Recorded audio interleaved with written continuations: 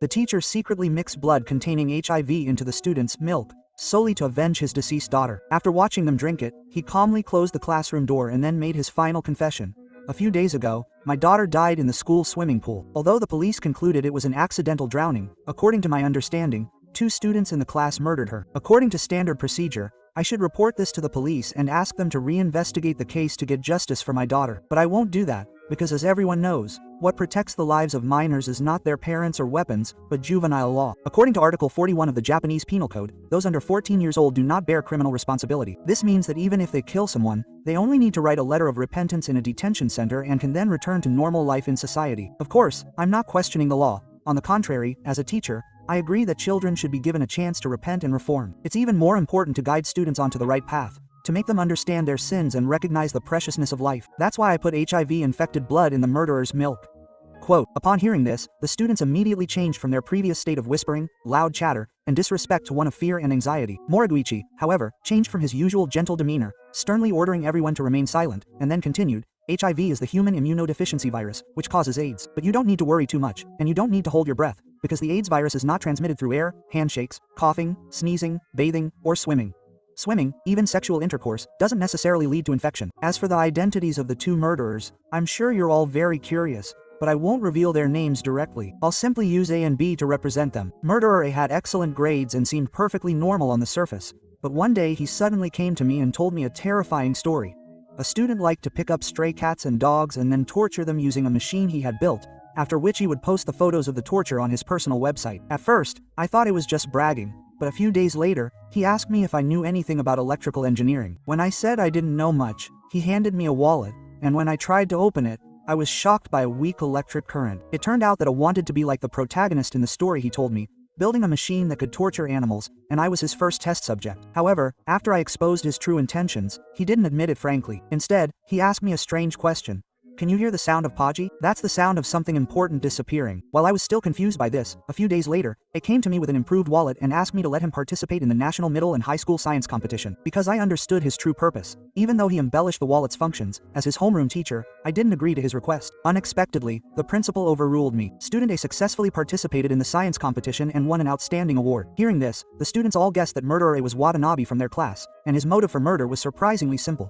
The tiger is foolish. It turns out that Dubian has always wanted to be famous, wanting the whole country to recognize his talent. Unfortunately, the newspaper report on the day he received the award wasn't about his glorious achievement, but about the shocking Lu Nashi incident that stunned the nation. Lu Nashi was a 13-year-old girl who killed her family with poison, and then meticulously posted details of her family's poisoning symptoms online, causing widespread shock. Out of resentment, Dubian wanted to immediately find someone to replace him in his award-winning performance, but he couldn't find a suitable candidate. Just then, the murderer broke into his life. The murderer originally wanted to get into a good high school through his athletic abilities, but due to his poor physical condition, he had to focus on academic studies, even attending tutoring classes. However, his grades still didn't improve, and feeling lost about his future, he began secretly frequenting internet cafes. That day, he was unfortunately cornered by several thugs, and he had no choice but to go to the police station to wait for his homeroom teacher, Moriguchi, to pick him up. But Moriguchi didn't show up. Instead, another male teacher came. This was because Moriguchi had heard a disturbing story before. A female student sent a text message to a male teacher saying she wanted to die. Upon learning this, the male teacher immediately went to the designated hotel. As a result, he was not only photographed but also falsely accused of sexual assault. The female student did this simply because the male teacher had criticized her a few times during class. Holding a grudge, she came up with this vicious revenge plan. Because he was afraid of the same thing happening to him,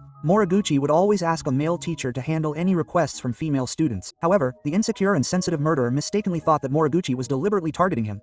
He was therefore filled with resentment towards him. The cunning Watanabe, however, knew best how to use other people's hatred to his advantage, so he actively sought out B, and at B's suggestion, targeted Moriguchi's daughter, Amy, as the victim for the modified toy robot. After all, the best way to strike at someone is not to target the person themselves, but to punish the person they love most. For the single mother Moriguchi, Amy was undoubtedly the person she loved most. After confirming the target, Watanabe began his plan. First, through careful observation, he discovered that every Wednesday evening, Moriguchi, who needed to attend a meeting, would leave 4-year-old Amy alone in the clothing store until the meeting ended, and then they would go home together. Meanwhile, B, during a shopping trip, saw Amy wanting to buy a cotton rabbit toy, but Moriguchi refused. Having grasped these two crucial pieces of information, Watanabe and B, on a Wednesday evening, took the modified cotton rabbit toy and lured Amy to the swimming pool next to the clothing store. When Amy happily hugged the cotton rabbit toy, a strong electric current instantly knocked her to the ground. Having successfully committed the murder, Watanabe happily told B, "You can put all the blame on me." Then he leisurely turned and left, but B disagreed, because besides him and Moriguchi,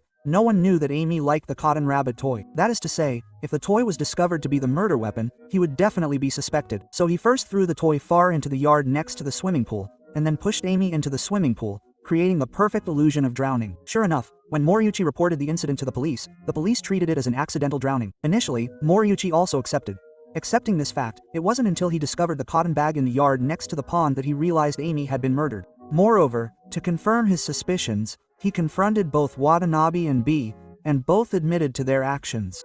Ironically, however, the real cause of Amy's death wasn't the cotton bag, because the electronic device inside wasn't enough to stop a 4-year-old's heart. Instead, it was the ignorance that led to Amy's death. In short, Watanabe had the intention to kill, but didn't actually kill, while B, without the intention to kill, actually caused the death. Even if they reported the crime again, they wouldn't be punished. So Moriguchi decided to take matters into her own hands. The reason she thought of the HIV virus was because her fiancé, Amy's biological father, was unfortunately diagnosed with AIDS before Amy was born. Fortunately, neither Moriguchi nor Amy were infected, but to prevent Amy from being stigmatized in the future, Moriguchi and her fiancé chose not to get married. After all, the impact of being an orphan is far more serious than not having a father. After the confession was over, Moriguchi said to Watanabe and B, who seemed mysterious but whose identities were now completely exposed, "In 2 or 3 months, I suggest you get a blood test. If you are confirmed to be infected, the incubation period is 7 to 10 years. I believe 10 years is enough time for you to understand the gravity of your actions." Quote, suddenly, Watanabe covered his mouth and fled from the classroom, while B stood there like a mummy, mouth agape. Moriguchi calmly wiped the names off the blackboard, then smiled and said to the whole class, I've resigned from my teaching job, and this will be my last class. Spring break is coming soon, and I hope you all have a happy holiday during this season of new beginnings.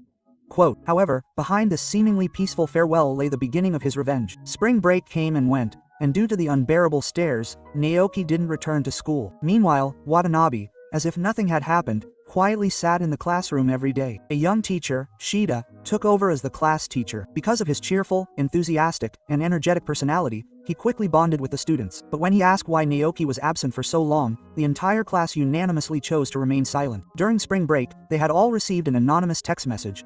If anyone revealed what had happened before, they would be retaliated against as the third murderer. Therefore, the unsuspecting Shida only thought Naoki had a mental illness and decided to help him return to school with the class's support. First, he had the students take turns copying notes, and then he and the class president personally delivered them to Naoki's home every month. Naoki's mother was very grateful, constantly praising Shida for being much better than the previous class teacher. However, the more often Shida visited, the worse Naoki's mental state became. At first, Naoki just locked himself in his room, not allowing anyone to approach him, and never showered or brushed his teeth, because the constant itching made him feel alive. He also absolutely refused to let his mother clean up the mess he made.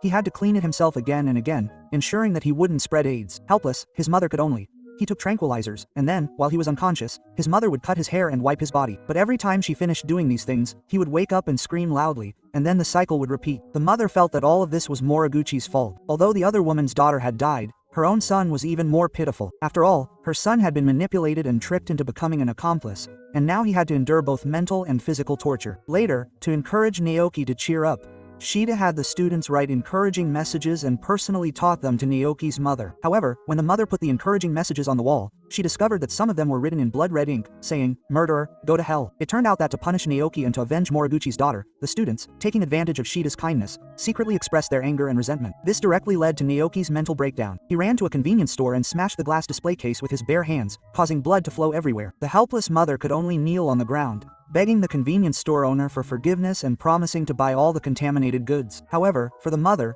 the most despairing thing was Naoki's confession during the subsequent holiday.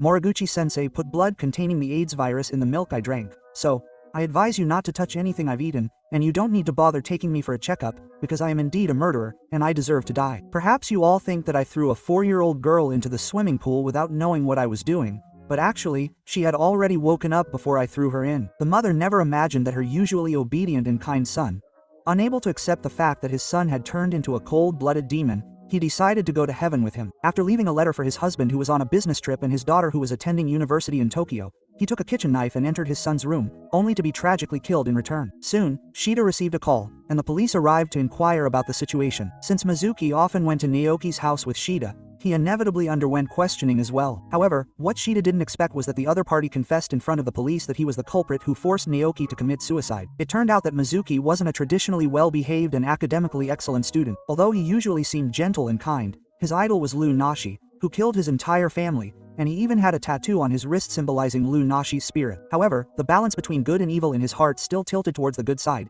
until an accidental incident led him to have a relationship with Watanabe. That day, Watanabe, one of the perpetrators, had been bullied for over a month, and for some reason, Shida suddenly found out about it. The classmates thought that there was a mole in the group, and that mole was Mizuki, the class monitor. Because since the beginning of the semester, in order to punish Watanabe, the students privately created a competition chart. The more times they bullied Watanabe, the higher their ranking on the chart. Only Mizuki's score was 0. Thus, Mizuki was publicly punished and forced to kiss Watanabe. However, that night, Watanabe secretly gave Mizuki the negative result of his physical examination to prove that he did not carry the AIDS virus, so Mizuki would naturally not be infected. However, having along, Maui knew from the start that even if she drank milk contaminated with the HIV virus, the probability of infection was very small. Moreover, based on her understanding of Moriguchi, he would absolutely not advise the person he was about to kill to cherish life. Perhaps because he had never been trusted like this before, Watanabe proactively befriended Maui. When Maui was bullied, he even deliberately cut his finger and smeared the blood on the bully's face, causing the bully to stop the harassment. When Maui asked him why he did this, he simply said, "My life is worthless, but your life is precious." Deeply moved, Maui felt ashamed, because he also had a dark side. Lu Nashi was another version of himself, so he collected a lot of medicine, waiting for the day he would have the courage to commit suicide or murder. Just then, Shizuku was revealed to have killed her mother, and he always felt that Shida's actions were undoubtedly the catalyst that drove Shizuku to desperation. So, after discussing with Watanabe, he decided to first accuse Shida in front of the police, and then find an opportunity to mix poison into her water glass. However, what he never expected was that he was killed by Watanabe first. It turned out that Watanabe was indeed a complete lunatic, but the formation of his madness was fundamentally due to a lack of maternal love since childhood. Watanabe's mother was once a promising electrical engineer, but later gave up her career to have Watanabe and became a full-time mother. But when Watanabe was 4 or 5 years old, she not only regretted quitting her job, but also vented all her resentment on Watanabe, even wanting to kill him herself. Finally, his father, unable to bear it any longer, chose to divorce, and in after remarrying, his mother abandoned Watanabe, resuming her research with renewed dedication, leaving behind only a pile of seemingly incomprehensible books and a few meaningful words. "My blood flows in your veins, so you will naturally inherit my talents. These books have influenced my entire life. Now I leave them all to you. I hope you will make good use of them and achieve great things in the future."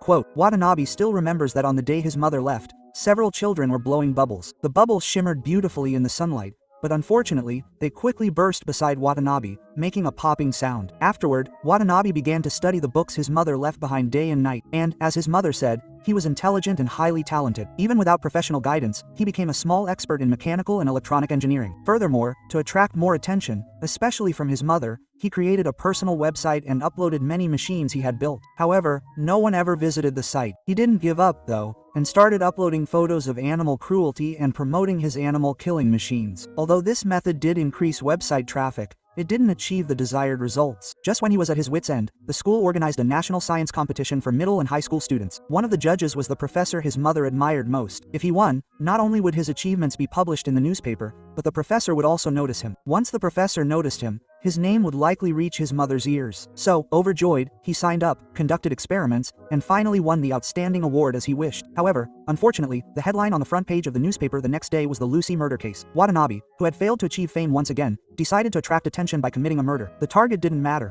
What mattered was finding a foolish accomplice who couldn't see through his intentions, who would obey him strictly, and who would announce to the world that he was the murderer according to his demands. The timid and cowardly Naoto became his best choice. However, what he never expected was that Naoto, who was supposed to be his puppet, suddenly became rebellious. This was because after the plan succeeded, he told Naoto his true feelings. "Don't be afraid that you'll be considered an accomplice, because I don't even care about you. You're timid and incompetent, clearly a failure." Quote, as the saying goes, even a cornered rabbit will bite, and someone who has been bullied too much can do earth-shattering things. Naoto was just like that. He had always been lonely without friends, so when Watanabe actively talked to him, he was really happy and truly considered him his only friend. But he was severely humiliated, so in his desperation, to prove that he wasn't a failure, when he saw Yunoshima waking up, he decisively threw her into the incinerator. When his mother stabbed him in the chest, the words, "You are a failure," echoed in his ears. He pulled out the bloody knife and stumbled out in a daze. Watanabe, having failed again, could only hope that he would contract HIV, because once he contracted a terminal illness, he could legitimately go to his mother. So when he covered his mouth and hurriedly ran out, It wasn't because he felt disgusted, but because he was afraid of laughing out loud in public. Unexpectedly, the test results. The result completely shattered his carefully laid plans. Just as he was living his life naturally and without a care in the world, class monitor Mizuki appeared and became his source of amusement. Everything he did for Mizuki was merely to find some fun. It wasn't until the art of deception in his eyes, which led to him killing his mother and appearing on television, that his inner balance was severely disrupted, causing intense emotional turmoil. However, in front of Mizuki,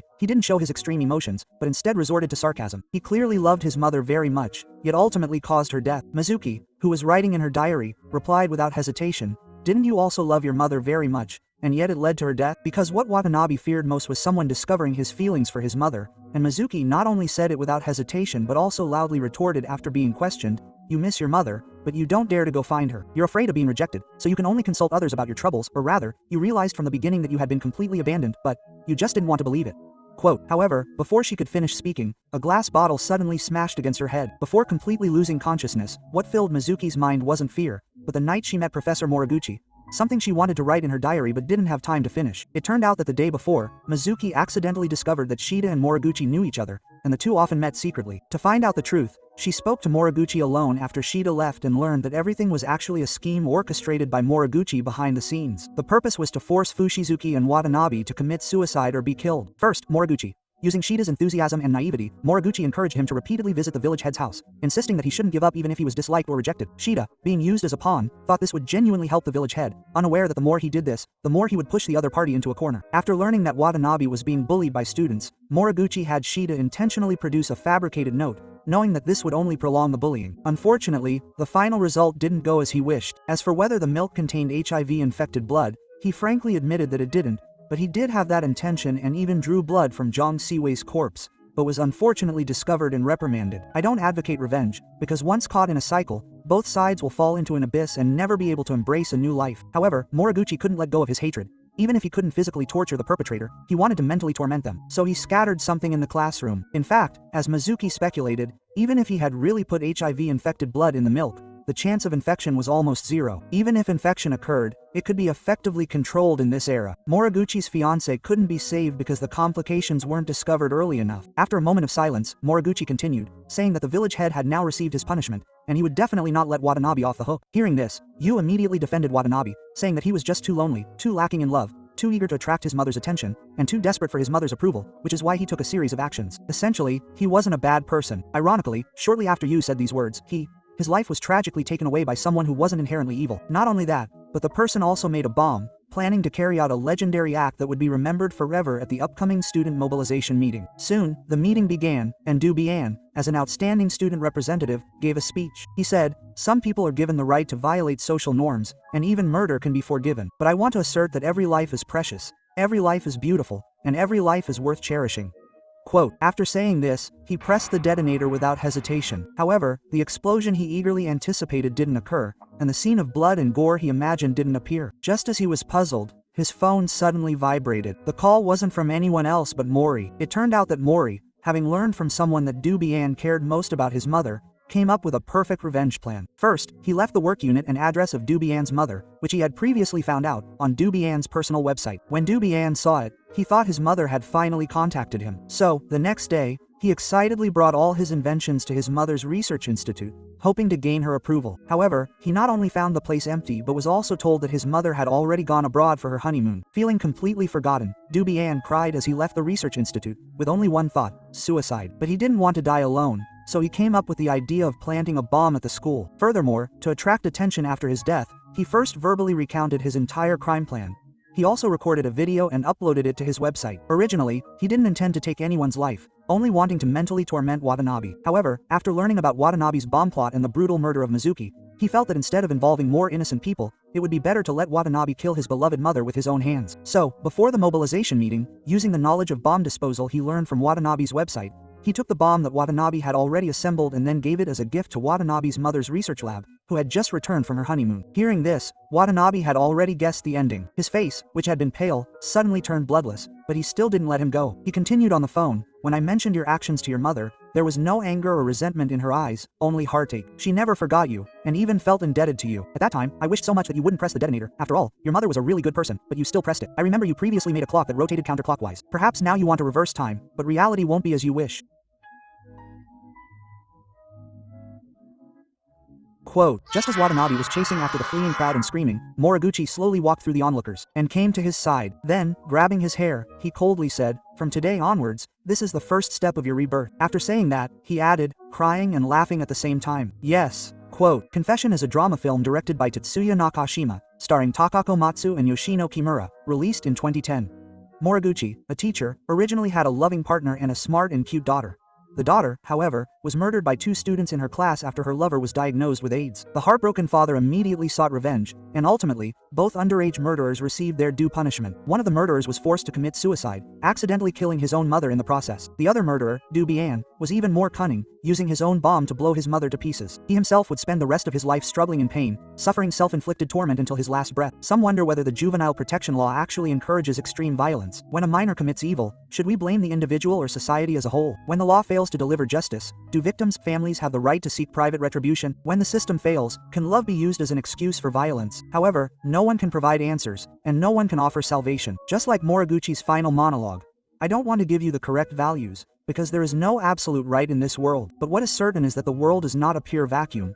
Good and evil will always coexist. Just as where there is light, there will always be shadow. No one wants the world to become worse, but if a terrible world is the norm, we shouldn't deceive ourselves by saying we only see the sun and ignore the darkness. A world without the sun is certainly cold, but if we think about it from another perspective, true light must come from darkness. When we can fearlessly open our eyes in the darkness, perhaps the long-awaited sunlight will appear the next moment. Quote, that's all for today's movie sharing. Please like, comment, and share. I'm Shayu, and I look forward to seeing you next time.